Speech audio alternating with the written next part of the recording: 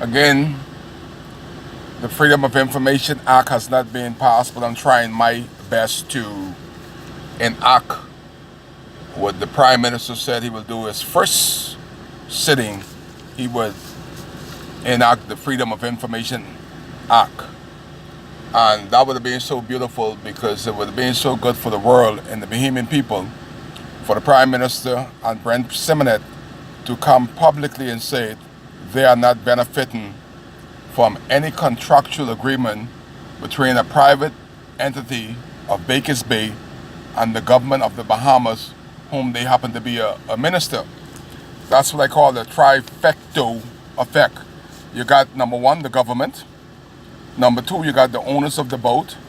Number three, you got the people that pay to go on the boat. Before that, before this happened, you have to have VAT taken out.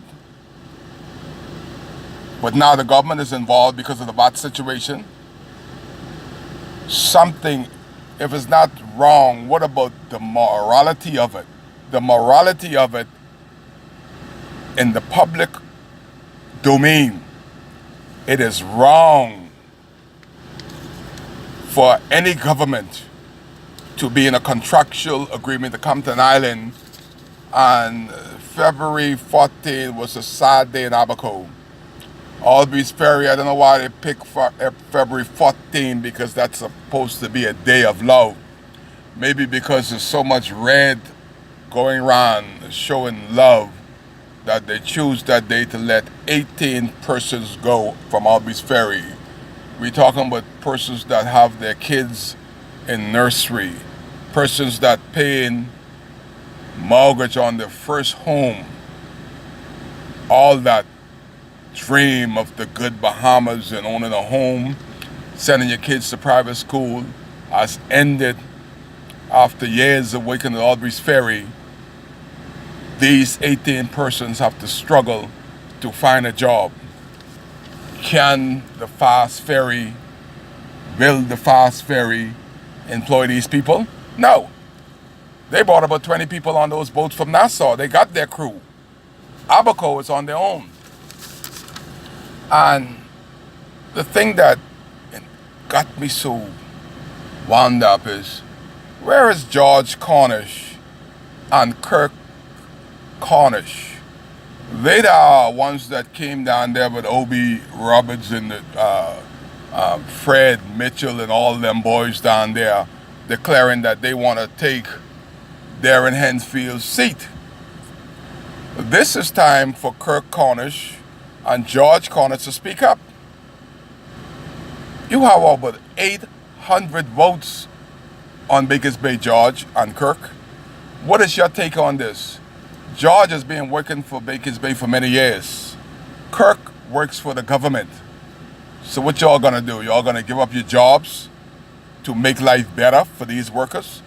How are you gonna make life better for these workers when now you should be speaking out and you're silent? George Cornish happened to be the first person to be elected 3 times, almost 4 times, as chief counselor of Central. That's Marsh Harbour, Dunderstown, and Murphytown, the 3 biggest districts in Abaco. George Cornish is presently chief counselor, and we haven't heard one stand he took on 3 consecutive time or anything. A matter of fact, George Cornish is driving an illegal vehicle that has no base, no license to operate tourists, to carry tourists, nor to charge tourists $100 a pop.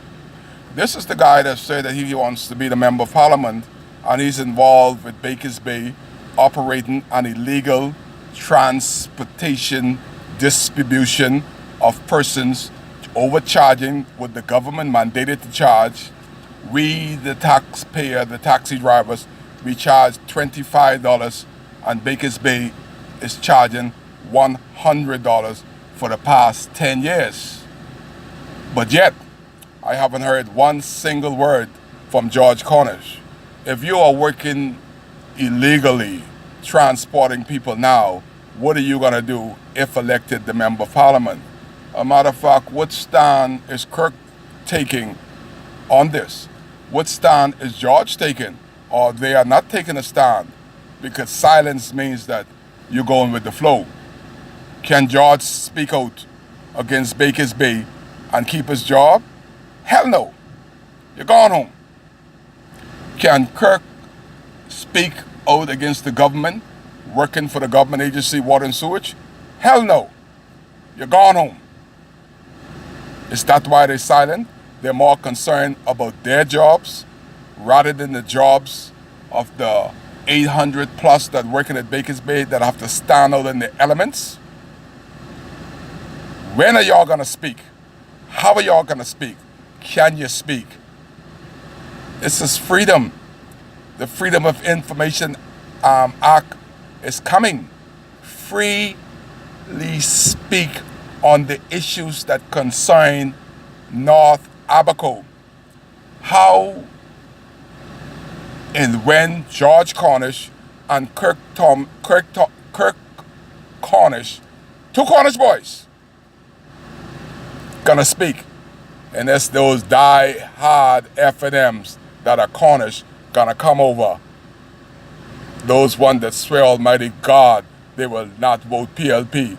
And if Kirk Cornish were to get the nomination with his brother, sister, father, mother, all those die-hard F&M who have never voted PLP since the Hubert Ingram era, would they come over and support their loving Cornish family? It is yet to be seen.